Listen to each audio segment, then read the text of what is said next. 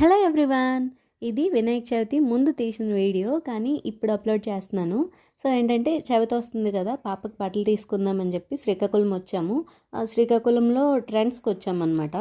నేను నార్మల్గా ఇంట్లో అనుకున్నాను నైట్ వేర్ మాత్రమే తనకు తీసుకుందాం, ఎందుకంటే నార్మల్ డ్రెస్సెస్ అయితే చాలానే ఉన్నాయి కదా అని.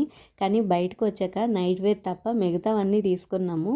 నాకైతే ట్రెండ్స్లో పెద్దవాళ్ళ బట్టలు, ఐ మీన్ మన కుర్తీస్ ఇవన్నీ అంతగా నచ్చవు, కానీ చిన్నపిల్లల బట్టలు మాత్రం చాలా క్వాలిటీగా, కొంచెం కాస్ట్ అయితే ఉంటుంది బట్ క్వాలిటీ బాగుంటుంది, మంచి కాటన్ మెటీరియల్ ఉంటుంది.